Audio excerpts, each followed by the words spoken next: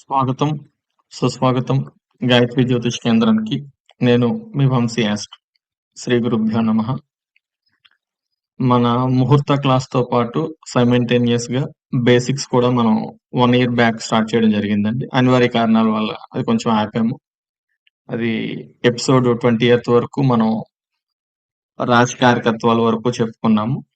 దాని తర్వాత లగ్నం ఎలా క్యాలిక్యులేట్ చేయాలి, అదేవిధంగా గ్రహాల్ని 12 రాసుల్లో ఆ లగ్నాన్ని బట్టి ఏ విధంగా క్యాలిక్యులేట్ చేసి వేయాలి, దాని నుంచి దశ, అంతర్దశ అవి కనుక్కోవడం, అదేవిధంగా వర్క్ చార్ట్స్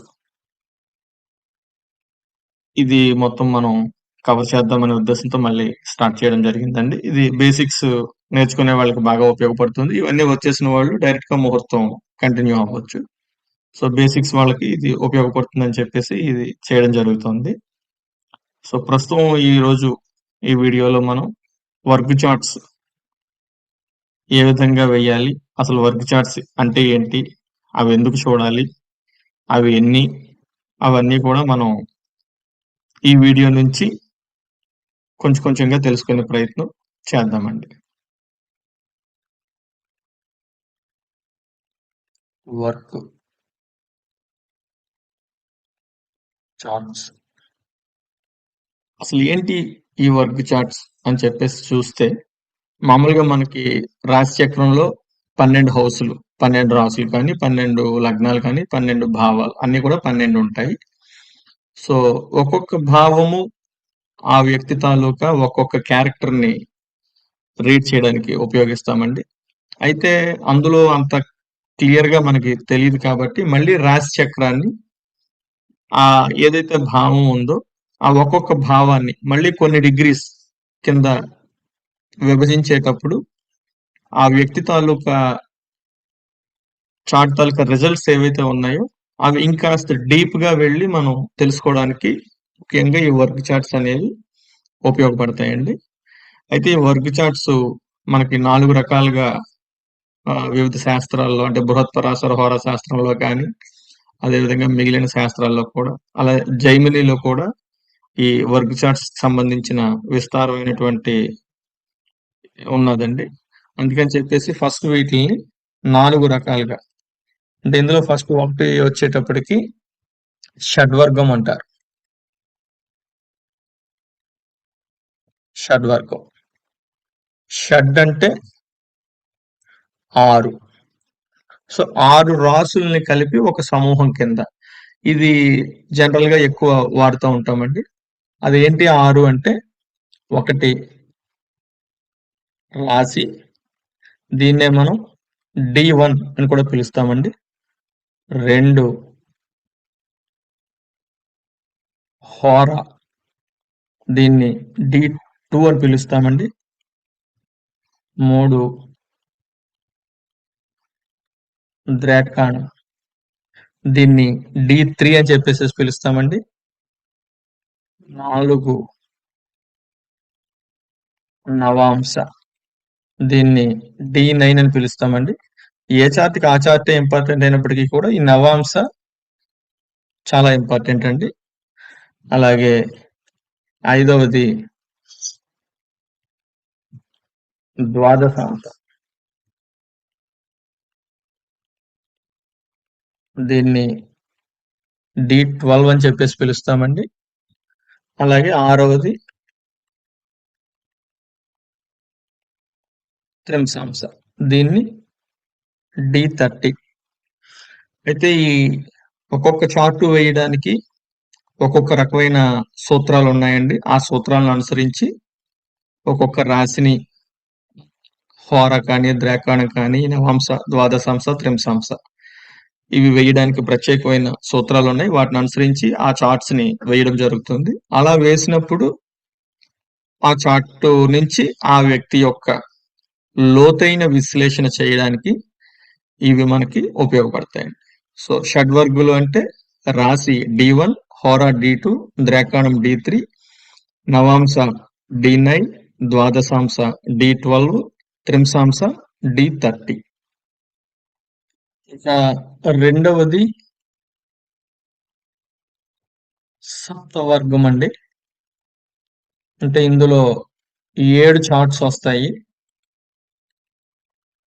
అంటే ఇందాక మనం చెప్పుకున్న షడ్వర్గం అంటే 6 చార్ట్లు ప్లస్ ఇందులో సప్తాంశ అంటే D7 ఈ చార్టు ఇందులో ఎక్స్ట్రా కలుస్తుందండి. దీన్ని కలిపి సప్తవర్గం అని చెప్పేసి అంటారు. తర్వాత మూడవది దశవర్గం. అంటే ఈ సప్తవర్గము దీంట్లో ఇక్కడ 7 వచ్చాయి కదండి. దశవర్గం అంటే ఇంకో 3 కలుస్తాయి అన్నమాట. అవేంటంటే దశాంశ అంటే D10, అదేవిధంగా షోడశాంశ అంటే D16, తర్వాత షష్ట్యాంశ అంటే D60. షడ్వర్గులకి సప్తాంశ కలిస్తే సప్తవర్గం. ఈ సప్తవర్గానికి దశాంశ D10, షోడశాంశ D16, షష్ట్యాంశ D60 ఈ మూడిటిని కలిపితే దశవర్గం వస్తాయండి.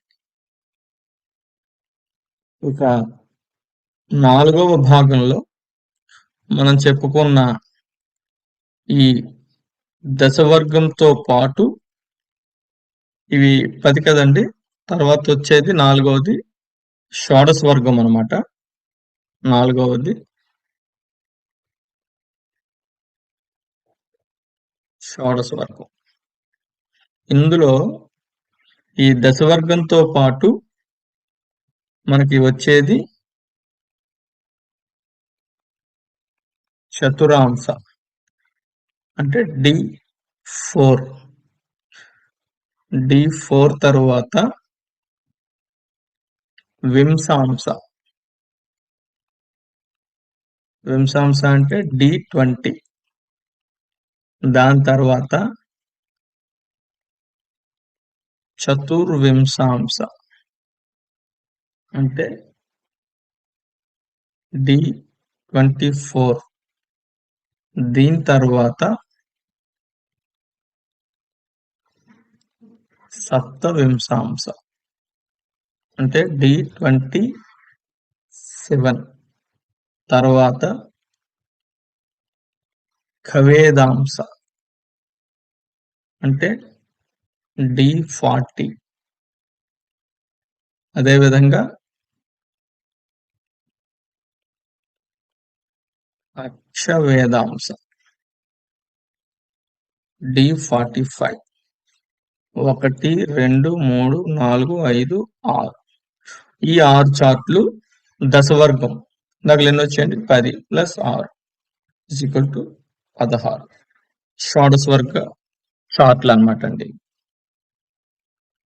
మనకి ఈ పరాశరుడు తాలూకా బృహజ్జాతకంలోని వాటిలోని మనకి ఈ 16 వర్క్ చార్ట్స్ మనకు తెలుస్తాయండి. ఇది కాకుండా జైమినీలో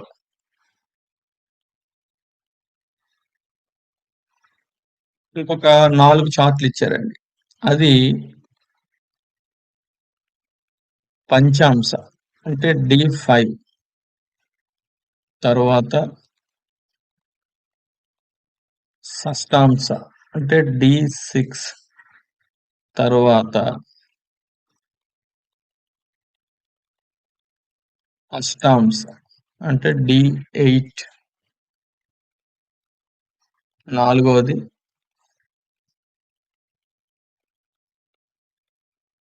ఏకాదశాంశ లేకపోతే రుద్రాంశ D11. ఈ 4 చార్ట్లు కూడా మనకి పరాశరలోని అక్కడ కనిపించవు, కానీ జైమినీలో మాత్రం ఈ ఎక్స్ట్రా ఈ 4 చార్ట్‌లు మనకొస్తాయండి. అయితే ఈ డివిజనల్ చార్ట్స్ తాలూకా ఉపయోగాలు మరియు ప్రాముఖ్యత చూసినప్పుడు, డివిజనల్ చార్ట్ అనే పద్ధతి భావం యొక్క సూక్ష్మ అధ్యాయం కోసం మనం దీన్ని వాడతామండి. రాశి ఒక దశ మరియు భుక్తి మొత్తం 12 భావాలు పూర్తి చిత్రాన్ని అది ఇవ్వలేదు కాబట్టి, డివిజనల్ చార్ట్‌లు మొత్తం 12 భావాల పైన ఉండే దశాభుక్తి ప్రభావాలకి స్పష్టమైన పదాలతోటి వివరిస్తాయండి. అన్ని డివిజనల్ చార్ట్‌లకి కూడా దేని సూత్రాలు దానికున్నాయి. అయితే ప్రతి భావానికి కూడా అనేక కారకత్వాలున్నాయి కాబట్టి, రాశి చార్ట్‌లో మాత్రమే ప్రతి భావ కారకత్వాన్ని వేరు చేసి చూడడం చాలా కష్టంగా ఉంటుంది కాబట్టి, మనం డివిజనల్ చార్ట్స్ మీద ఆధారపడతాము. అయితే అన్ని డివిజనల్ చార్ట్‌లలో కూడా లగ్నస్థుడు లగ్నం చాలా ముఖ్యమైనది. ఒక్క మాటలో చెప్పాలంటే లగ్నాధిపతి డివిజనల్ చార్ట్‌లో చాలా బలంగా ఉండాలి. అదే విధంగా ఈ లగ్నాన్ని దుష్టగ్రహాలు, పాపగ్రహాలు ఉన్నాయి కదా! అవి ఆక్రమించకుండా ఉంటే వర్గ్ చార్ట్ బలంగా ఉందని చెప్పేసేసి మనం చెప్పొచ్చండి. ఇకపోతే ఈ డివిజనల్ చార్ట్ యొక్క ఆరోహణకు సంబంధించి కారక స్థానాలు చాలా ముఖ్యమైనవి. ఈ చార్టుల్లో కారకాలు ఎట్టి పరిస్థితుల్లోని కూడా లగ్నాన్ని ఆక్రమించకూడదు. అందుకని చెప్పేసి ద్రాకాణ, సప్తాంశ, నవాంశ మరియు ద్వాదశాంశాలకి ప్రత్యేకమైనటువంటి ప్రాధాన్యత ఇవ్వడం జరిగింది. ముఖ్యంగా ఏంటంటే ఆరోహణలో ఉన్న కారక స్థానం సంబంధిత చార్ట్‌లో కారకత్వాన్ని ప్రభావితం చేయదు. కారకులు దుస్థానాల్ని ఆక్రమించకూడదు. నవాంశలో స్త్రీ చార్ట్‌లు కుజుడు మరియు బృహస్పతి అనగా గురువు అదనపు కారకులుగా పరిగణించాలి. దశా భుక్తి వివరణ దగ్గరికి వచ్చేటప్పటికి దశానాథుడు లేదా భుక్తినాథ స్థానాలు చాలా ముఖ్యమైనవి. అవి పరస్పరం 6, 8 అంటే షష్టాష్టకాలు, 2, 12 అంటే ద్విద్వాదశాల్లో ఉండకూడదు. అలాగే వారి స్థానం కూడా బలహీనపడకూడదు. వారు కేంద్రము మరియు త్రికోణాలు ఆక్రమించినట్లయినా లేదా 3, 11 స్థానాల్లో ఉంటే మంచివారి కింద పరిగణించవచ్చు. దశానాథ లేదా భుక్తినాథ యొక్క పరస్పర స్థానం అన్ని డివిజనల్ చార్టుల్లోని ఒకేలా ఉండదు. ఒక చార్ట్‌కి అది మంచిది కావచ్చు, మరొక దానిలో అది ఉండకపోవచ్చు. ఈ కారణంగా మంచి చెడు విషయాల మిశ్రమం ఉన్నది. మరో మాటలో చెప్పాలంటే ఒక స్థానికుడి జీవితంలో ఒక కోణంలో సంతోషంగా మరియు మరో కోణంలో సంతోషంగా ఉండలేకపోవచ్చు.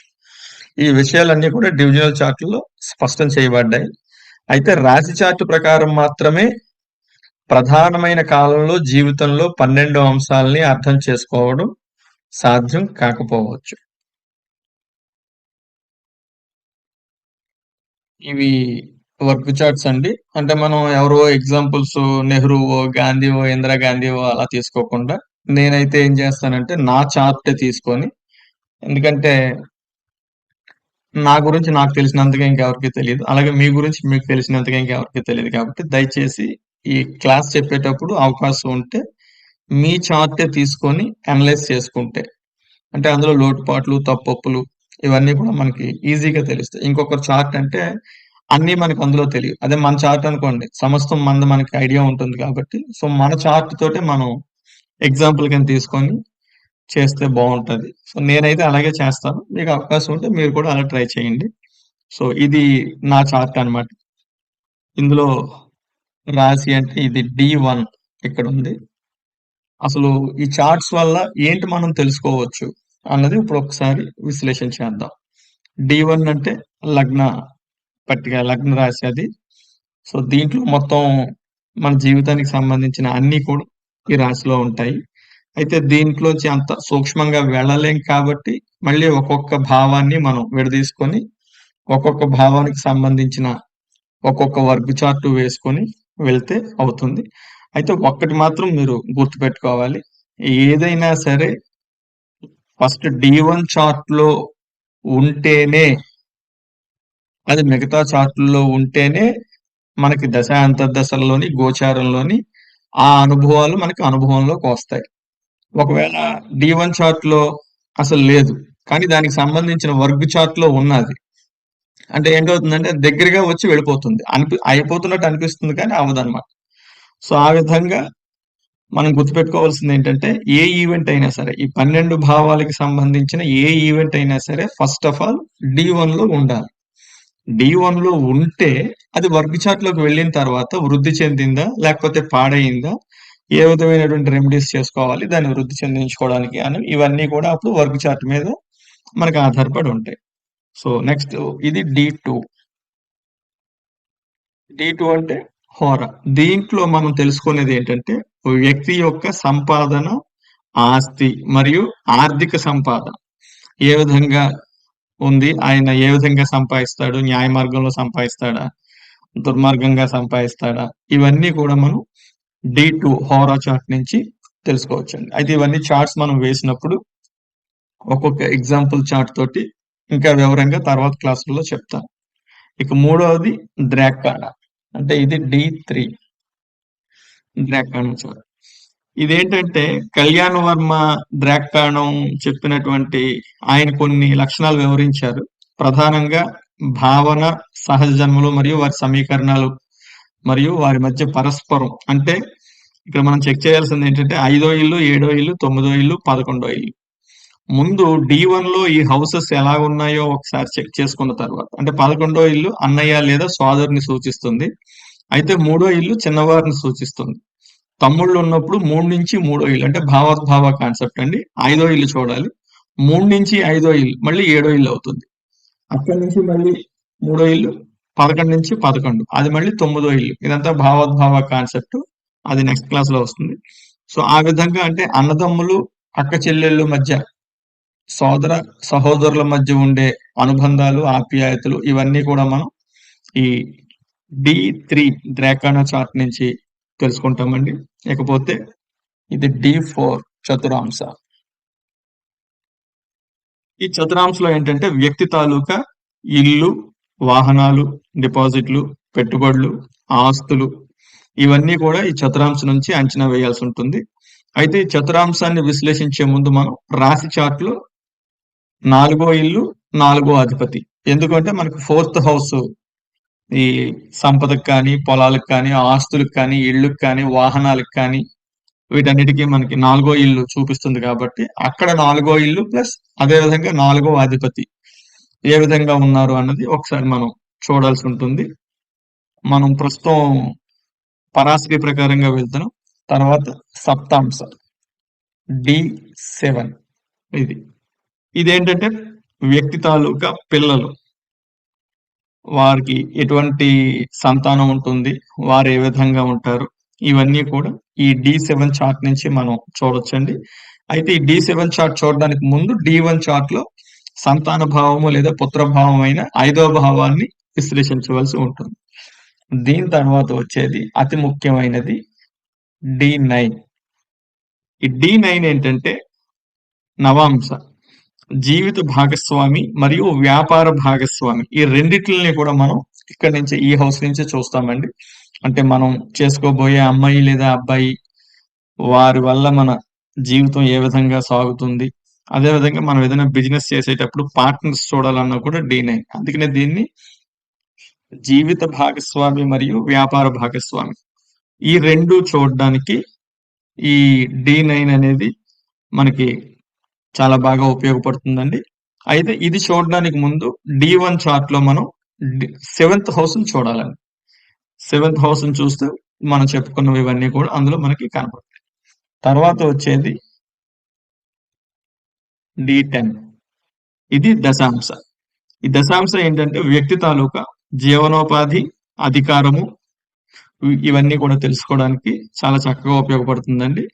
అయితే మనం లగ్నం మరియు చంద్రరాశి అంటే మనం చార్ట్ ని 2 రకాలుగా చూస్తాం. లగ్నం నుంచి చూస్తాము. అదే విధంగా చంద్రుడు ఎక్కడైతే పొజిట్ అయి ఉన్నాడో దాన్ని మనం రాశి అంటాం కాబట్టి చంద్రుడి నుంచి 10వ ఇల్లు, అదే విధంగా లగ్నం నుంచి 10వ ఇల్లు ఈ రెండిటిని కూడా మనం చూడాల్సి ఉంటుందండి. దాని తర్వాత వచ్చేది D12 అండి, ద్వాదశాంశ.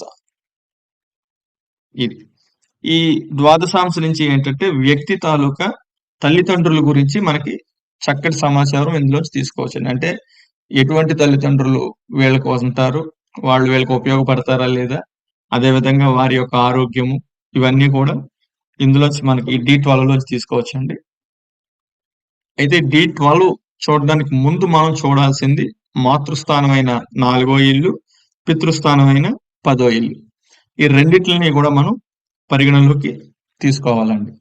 దీని తర్వాత వచ్చేది మనకి D16 షోడశాంశ.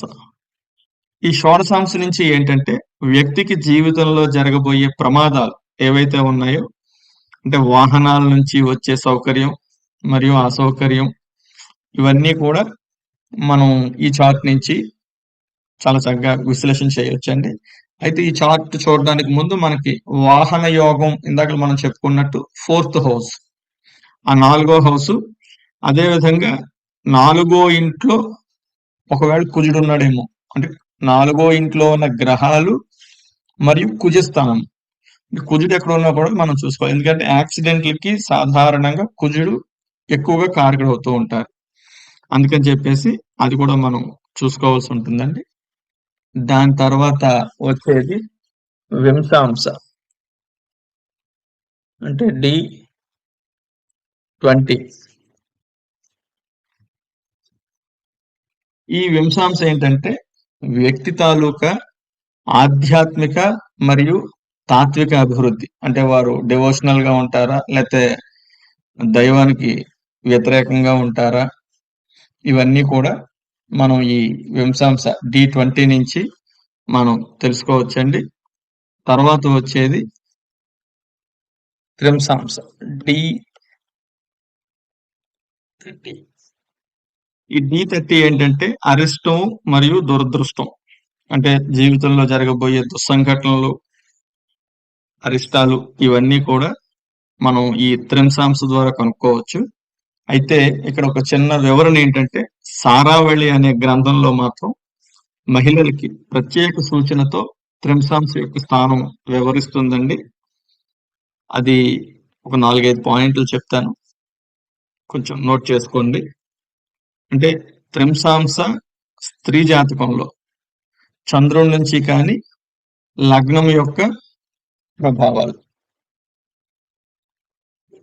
ఈ త్రింశాంశ చార్ట్ లో వచ్చే లగ్నము లేదా చంద్రుడు ఎక్కడ పోజిట్ అయి ఉన్నాడు, ఆ రాశ్యాధిపతి నుంచి ఈ కారకాలు వస్తాయండి. ఒకవేళ ఇది కనుక కుజుడికి స్వంత రాశి కనుక అయితే అంగారక గ్రహం యొక్క త్రింశాంశకి చెందిన స్త్రీ వేశ్య అవుతుందండి. అదే విధంగా శుక్రుడికి సంబంధించి కనుక వస్తే సద్గుణ చరిత్ర లేని స్త్రీ. అదే బుధుడు కనుక వస్తే చాకచక్యంగా ఉన్న స్త్రీ. అదే బృహస్పతి కనుక వస్తే పవిత్రమైన స్త్రీ కింద.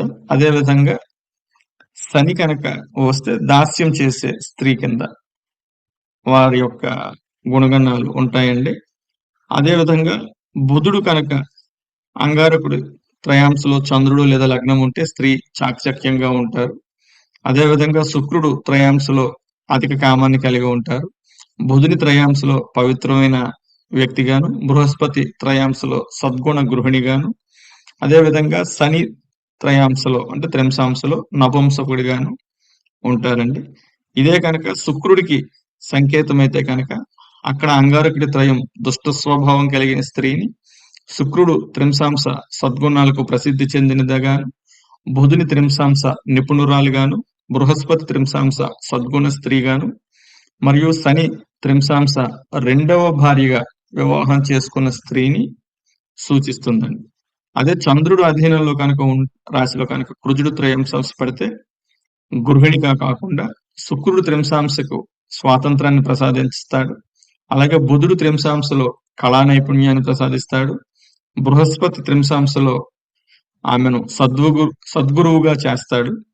అదే విధంగా శని త్రయాంశలో ఆమెకు ద్రోహం చేస్తాడు, భర్త లభించేటట్లుగా సారావళిలో ఉన్నదండి.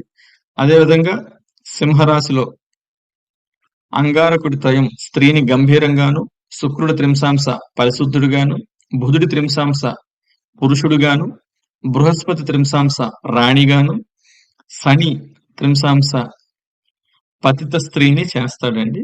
అదేవిధంగా బృహస్పతి రాశిలో అంటే ధనస్సు, మీనాలు కనుక పడినట్లయితే అక్కడ కుజుడు కనుక ఉంటే ఆమెకు 7 ప్రధానమైన సుగుణాలు కలిగిన స్త్రీగాను, శుక్రత్రయం దుష్టవాక్కు కలిగినట్టుగాను స్త్రీగాను, బుధుని త్రింశాంశ జ్ఞానంతోని, బృహస్పతి యొక్క త్రింశాంశ అనేక సద్గుణాలు కలిగిన స్త్రీగాను, శని యొక్క త్రింశాంశ పరిమిత శారీరక కలయికను కోరుకునే స్త్రీగాను సూచిస్తుందండి.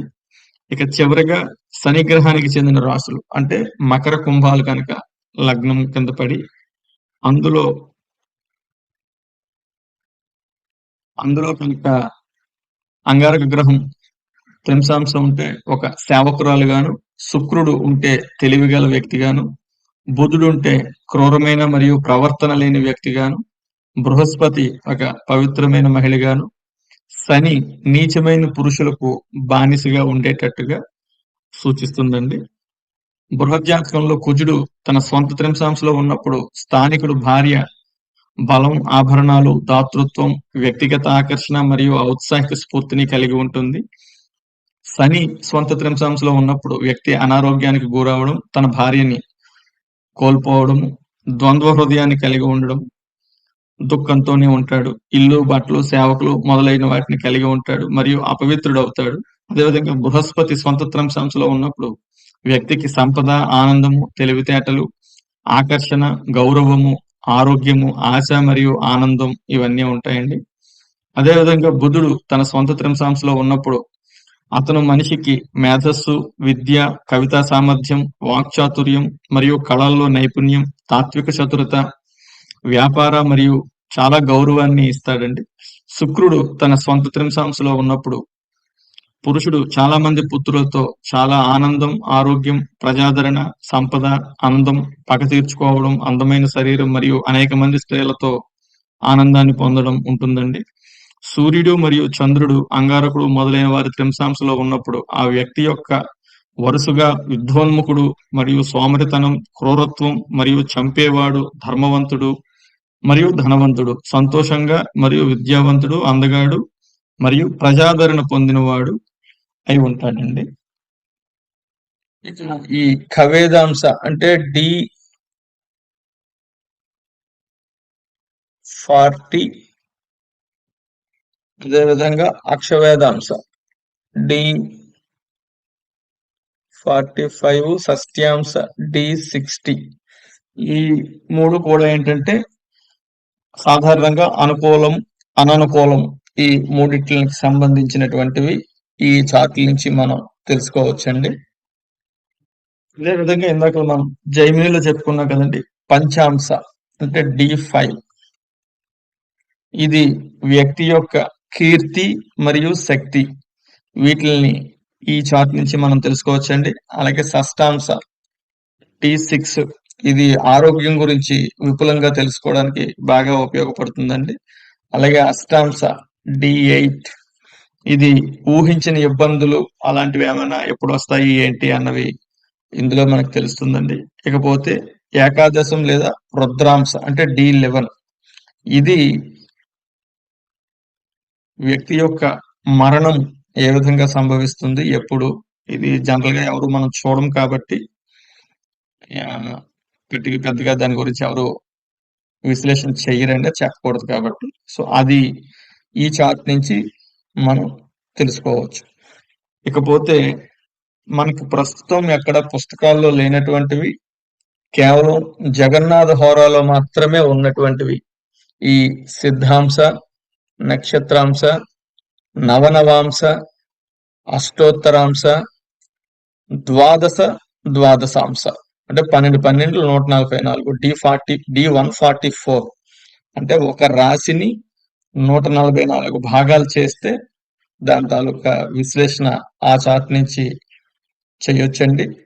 సో ఇది టోటల్ గా మనకి షడ్వర్గు కానీ, సప్తవర్గు కానీ, దశవర్గు కానీ, షోడశ వర్గు అంటే మనకి ఆ 16 వరకు క్యాలిక్యులేషన్స్ ఉన్నాయండి. తర్వాత జైమినిలో వచ్చేవి 4 కలిపితే 20, ఈ మిగిలిన జగన్నాథ హోరలోంచి 1, 2, 3, 4, 5 మొత్తంగా మనకి 25 వర్గు చార్ట్స్ ప్రస్తుతం వాడుకలో ఉన్నాయి. సో ఇన్నిటి నుంచి విశ్లేషణ చేస్తే ఖచ్చితంగా ఒక జాతకుడి తాలూకా జాతకాన్ని మనం 100కి 100% చాలా చక్కగా మనం ఇచ్చే అవకాశం ఉంటుందండి. పోతే ఇందులో ఇంకొక చిన్న అంశం అండి. అది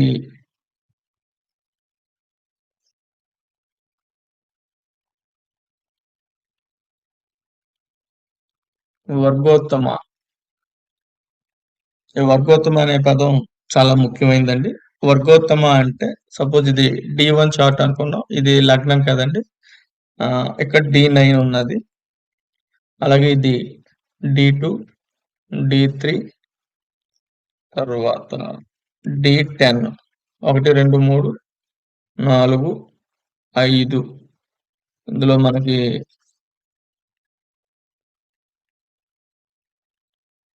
D30 పక్షాట్లో ఉన్నదండి. సో అంటే మనకు ఋషులు చెప్పిన ప్రకారంగా D16 షోడశాంశ వరకు మనం తీసుకుంటే సపోజ్ అంటే లగ్నం కానీ ఏదైనా ఒక గ్రహం కానీ 2 లేదా అంతకన్నా ఎక్కువ చార్ట్లలో సేమ్ హౌస్ ని కనుక పొందినట్లయితే ఆ గ్రహాన్ని వర్గోత్తమ గ్రహము అని చెప్పేసి అంటామండి.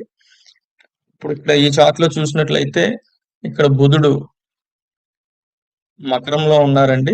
D1 లోని D2 లో ఇక్కడికి వచ్చారు కాబట్టి వర్తించదు. అదేవిధంగా D3 లో మళ్ళీ మకరంలో ఉన్నారు. ఈ చతురాంశలో కూడా మకరంలో ఉన్నారు. అలాగే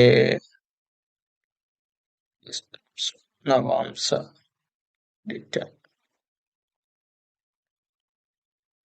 సో ద్వాదశాంశం అంటే ఇక్కడ ఏమైంది, ఇక్కడ ఒక్కసారి, ఇక్కడ 2, ఇక్కడ 3 సార్లు.